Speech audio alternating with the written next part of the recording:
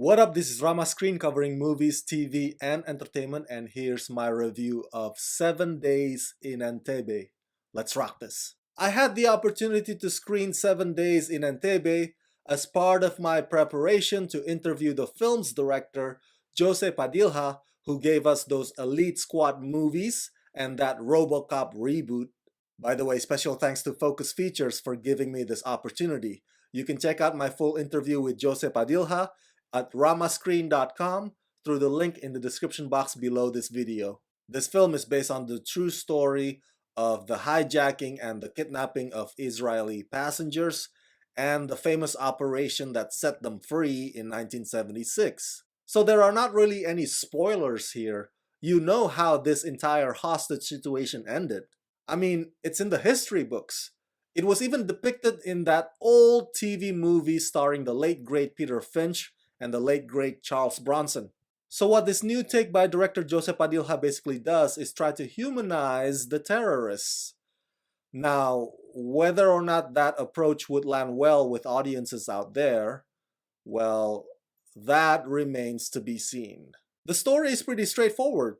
In 7 Days in Entebbe, Oscar nominee Rosamund Pike and Daniel Brühl play two Europeans who sympathize with the Palestinian struggle. They call themselves the Revolutionary and become involved with the group that end up hijacking Air France flight en route from Tel Aviv to Paris. This film depicts the 7 days that lead to the most daring rescue mission ever attempted. Once again, because Operation Entebbe, aka Operation Thunderbolt, is a pretty well-known historical account, what screenwriter Gregory Burke and director Jose Padilha focus on is basically coming up with ways to add to the drama and add the suspense. In my conversation with Jose Padilha, he told me that much of the interactions between the hostages and the hijackers that you see on the screen actually did happen. And so Padilha and his crew have enough to go on in terms of their creative choices to fill in those 7 days with moments that hopefully make you feel concerned for the character's safety and well-being. Although there are some standoffish, intense situations between a couple of headstrong oppositions, for the most part, 7 Days in Entebbe is a much slower pacing than what Jose Padilha usually gave us in the past. It's definitely not a gritty action film, and I certainly would not categorize it as a thriller. If anything, it's a slow political drama and you get to see philosophical stances or ideologies clash and collide, and whether or not there's a shred of humanity left in there somewhere. Daniel and Rosamund's performances don't necessarily stand out.